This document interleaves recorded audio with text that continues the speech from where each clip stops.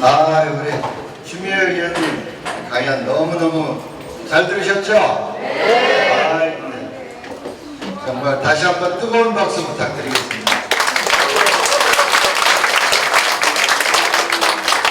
궁금하실 게 조금 있으시지 않을까 싶어서 몇 분 질의응답을 좀 받아도 될까요?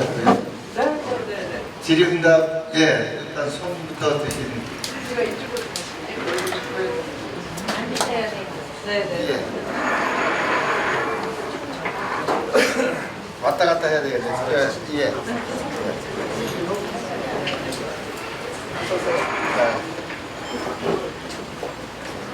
네, 안녕하십니까. 저는 평택에서 왔는 권리당원 정의종이라고 합니다. 일단은 오늘 민주주의에 대한 강의를 잘 들었고요. 사실 일단 민주주의를 회복하기 위해서는 검찰 개혁을 해야 된다는 거에 대해서 저는 동감을 하고 있습니다. 그런데 제가 사실 좀 몇 년 전부터 좀 걱정이 되는 게 있는데요. 일단 검찰 개혁이 검찰과 경찰의 수사권과 기소권이 분리지 않습니까? 제가 근데 좀 걱정이 되는 게 이 수사권, 기소권 분리한 건 괜찮은데 검찰이 수사를 열심히 해가지고 검찰한테 기소권을 넘겼는데 근데 이 검찰을 저는 믿을 수가 없는 게 검찰이 예를 들면은 범죄자인데도 자기랑 친하면은 기소를 안 하고 계속 공개해버릴까봐 저는 겁나거든요. 기소를 계속 검찰이 끝까지 안 하고 이러면은 그때는 어떻게 해야 되는 건지 좀 궁금합니다.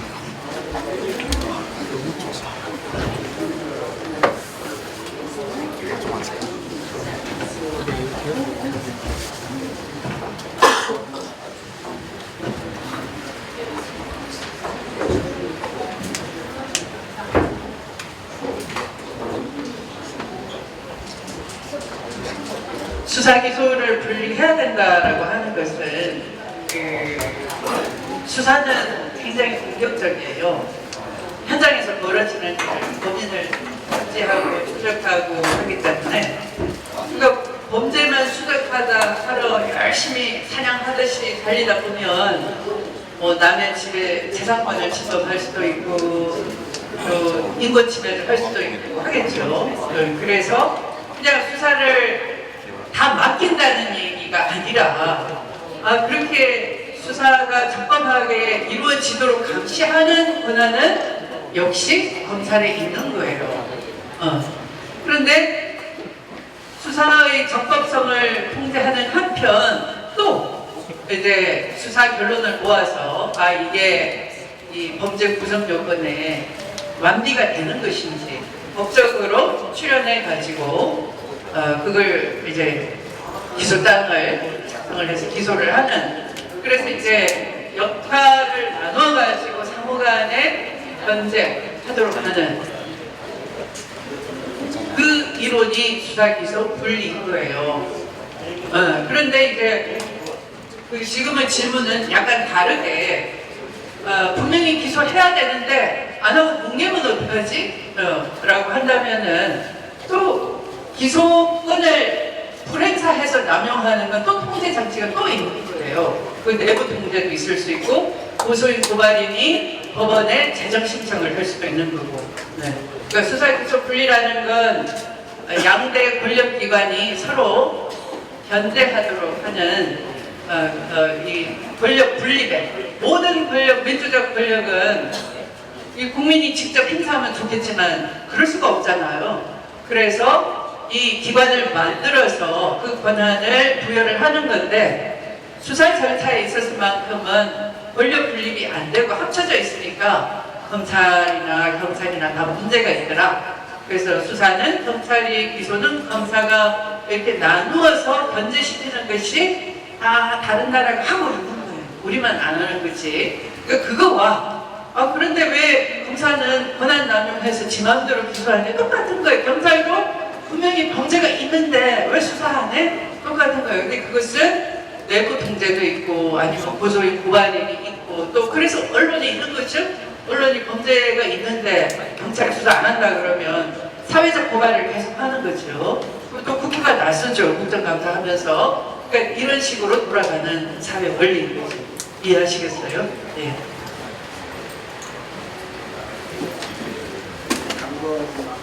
부모님께 먼저 기회드리죠. 육성으로 하겠습니다. 의원님, 제가 지난번 의장 선거 때 집에서 투표를 했거든요. 근데 그 투표가 효력이 없어요. 그래서 의원님이 떨어지셨는데 의장 하셨으면 하는 생각에 제가 투표를 했습니다. 제가 성남시 의회 의원입니다. 의원님 당일을 쭉 듣다 보니까 너무 안 되는 게 많죠. 국민이 요구하는 것이 너무 안 돼요. 그것을 해결하라고 과반수 의석을 밀어드렸는데도 국회에서 되는 게 없다고 하는 것이 우리 국민들 생각입니다. 민주당이 무능해서 그러는 것인지 실력이 없어서 그러는 것인지 잘 모르겠으나 지금 과반 의석을 가지고 저의 협치라는 의미의 뜻을 두고 되는 게 없다. 저희도 그렇게 생각을 하고 있습니다. 의원님이 많이 노력을 하셔서 좀 되는 국회 민의의 전당이라고 해서 거기 가면 거기서 해결이 돼야 되는데 안 된다. 그러면 우리가 과반 의석을 밀어줘야 의미가 없지 않나. 이번에 과반 의석을 이상 가지고 계신 민주당에서 민원을 잘 해결해 주시면 고맙겠다는 생각이 말씀을 일단 드렸습니다.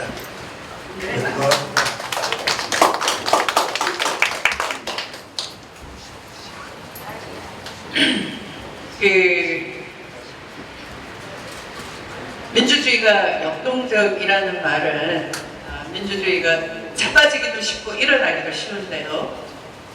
제가 드리는 말씀은 암울한 얘기가 절대 아니에요. 역동적이니까 쉽게 자빠지기도 하고 또 쉽게 마음만 먹으면 우리가 일으킬 수 있구나. 한번 일으키고 나면 지금 뭐 여러 민생 법안을 100몇십 건을 냈다 그러고 하는데요. 안 그래도 됩니다. 사실. 네. 왜냐하면 민주주의를 회복하면요. 아이디어가 지금은 국민들도 지켜보는 거예요. 특히 우리 지지자일수록. 그래 누구 한 번만 펴주면은 잘한다고 했으니까 한 번 더 믿어볼게요. 표 줬어. 이제 알아서 해. 이거잖아요. 네. 근데 민주주의가 실제 회복이 되면은 아이디어가 여기저기서 얘기를 해요. 왜? 내가 얘기하면 듣고 반영을 하니까. 지금은 얘기를 해도 반영시킬 힘이 없잖아요. 법권 행사해버리거나 아니면 야당이 안 들어와가지고 제대로 작동이 안 되니까. 그러니까 이쪽에서도 그거 거부권 행사에서 안 돼요. 그러면 안 되는 걸 왜 용을 썼어? 결국은 세상이 바뀌어야 되네. 그러잖아. 그러니까 지금은 허무주의에 빠져가지고 아이디어가 있어도 얘기 안 해요. 할 이유가 없거든. 그러니까 부모님 말씀처럼 지금은 그 자질을 부려한 거 가지고 애쓸 필요가 없는 거예요. 지금은 싸워야 될 때고 세상을 바꿔야 될 때. 지금 법안 하나 더 낸다고 해서 뭐 의원 뭐 평가가 중요한 게 아니에요. 그냥 세상이 잘만 돌아가면 의원님들 아니어도 우리 이렇게 했으면 좋겠다. 저렇게 했으면 좋겠다. 민생 이렇게 하자. 저렇게 하자. 민주주의가 작동될 때 김대중 노무현 대통령 때 얼마나 아이디어가 많았습니까? 이명박 박근혜 때 되니까 아무도 아이디어를 안 내요. 마음대로 막 하는 거예요. 그러니까 더 독재하기 싫은 거예요. 국민은 가만히 있고 자기들이 온갖 아이디어, 아까 말씀드린 것처럼 천공이 아이디어를 내잖아. 여성은 폭정을 낼 때 인간이 된다. 네, 무통분만 하지 마라. 인간이 덜 됐어. 이렇게 얘기하잖아. 실제 그게 정책이 바뀌어버리잖아. 그게 말이 됩니까? 바보스러운 거지. 그러니까 결국 뭐가 답이에요? 답은? 말씀하시기 역시 두려워하시네. 답이 없다. 답이 부모님 답이 없다는 답이 아닙니다. 죄송합니다. 네, 죄송합니다. 질문은 이걸로 좀 정리를 좀 하도록 하겠습니다. 양해해 주시겠죠? 네. 우리 자기 정상의 목사들을 한번 들어야 되는데. 예, 안녕하세요. 저 민주당 부대변인 김종입니다. 뭐 추미애 대표님 정말 제가 존경하고 그런데 정말 훌륭하게 당 대표를 불러서 그래.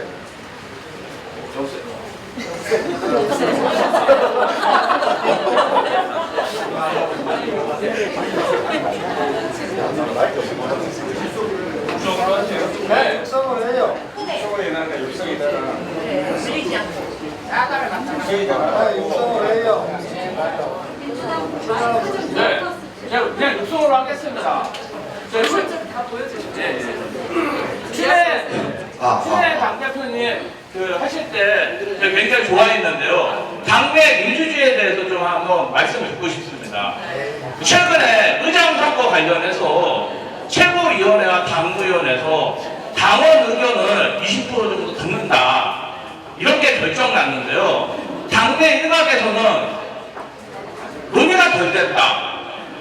그리고 국민의 의장인데 왜 민주당원들의 의사를 듣냐. 이러한 의견을 국회의원님들이 이야기하고 계십니다.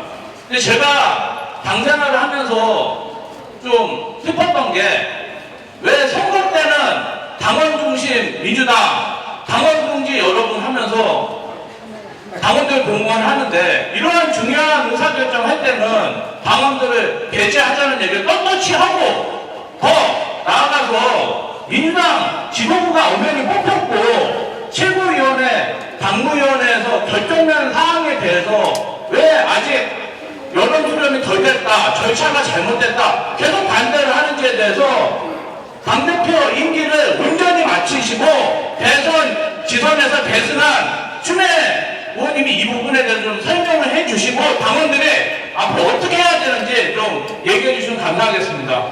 박수 하나.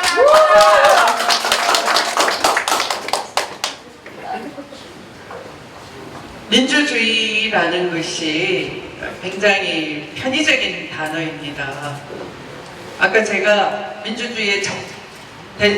민주주의를 방해하는 요소들에 진영으로 나누고 서로 적대적인 태도를 취하고 진영 안에서도 계급화, 서열화해서 결국 불평등하게 만드는 것이 민주주의를 약화시키는 민주주의의 적이라고 했잖아요. 네. 근데 바로 그런 딱 들어맞는 사회가 우리는 그냥 북한 체제라고만 알고 있는데 우리도 비슷하게 닮아가는 거예요. 욕하면서 닮아가는 거죠.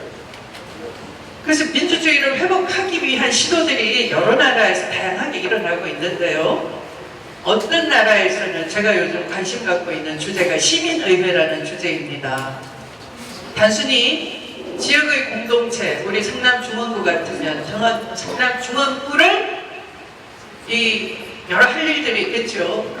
우리 중원구 커뮤니티의 산적한 문제를 해결하기 위해서 시민들이 모여보자 라고 하는 시민의회도 있을 수 있지만 보다 거시적인 주제, 정치 현안을 가지고 후퇴하는 민주주의 우리 어떻게 할 것인가, 기후위기 어떻게 할 것인가 이런 거국적인 담론을 가지고도 시민이 모여서 의견을 낼 수가 있어요. 입법해달라고 할 수 있는 거죠. 그런 시민의회 운동이 활발하게 일어나고 있고 제가 바로 그런 백인 준비위에 같이 참여를 해서 요즘 열심히 같이 토론하고 있습니다. 우리 김지호님 말씀도 같은 거예요. 민주주의가 역동적인데 국민이 한편 당원이 돼서 의견 표출하는 것도 방법이고 시민의회에 참여하는 것도 한 방법이고 각 나라마다 다양한데 우리의 경우는 최근의 상황이 더불어민주당이 갑자기 당원이 몇백만이라고요? 250만이라고요? 권리당원만이 일반 당원까지 합치면 500만 명이라고요. 네. 그런데 다음 대표가 이것도 부족해서 2배로 늘려달라고 하신다고요. 네. 그래 정당을 통해서 주권자로서 의견을 표출하고 싶은 거예요. 근데 정당이 자꾸 대의민주주의야. 아니 대의민주주의가 시작이 돼야지만 아까 기후위기 이런 걸 해결할 수 있다니까요. 연대를 하려고 연대라는 건 정보가 공유돼야 되잖아. 근데 당신들은 알지만 우리끼리 속닥하게 결론낼게 이게 대의민주주의야. 그러면 되겠어요? 그러니까 아까 저런 불만이 생기는 거예요. 비단 의장 선거뿐만 아니라 이 의장 선거는 단순히 누구 하나를 의장으로 뽑겠다 자리 정하는 그 의미가 아니었어요. 국민들이 볼 때는 아까 말씀하셨잖아요. 빨리 끌어내달라.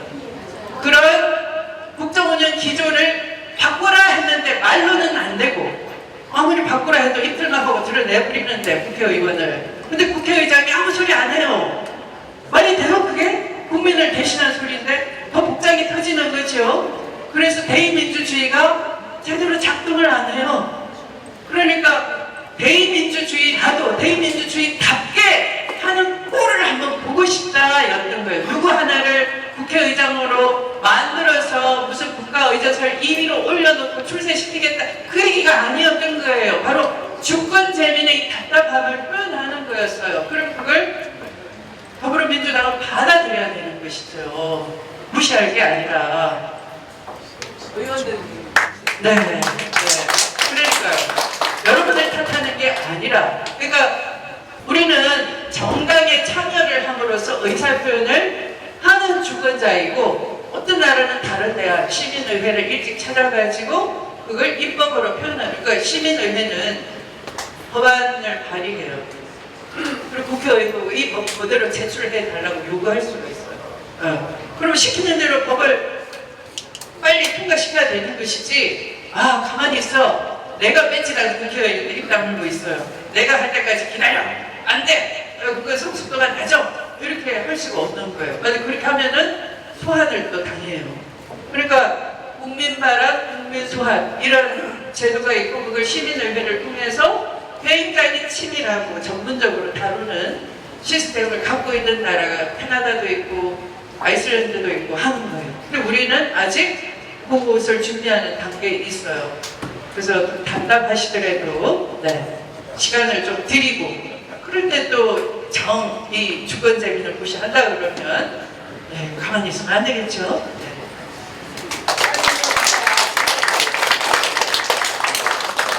네, 감사합니다. 다시 한번 열렬한 환호와 박수 한번 부탁드립니다.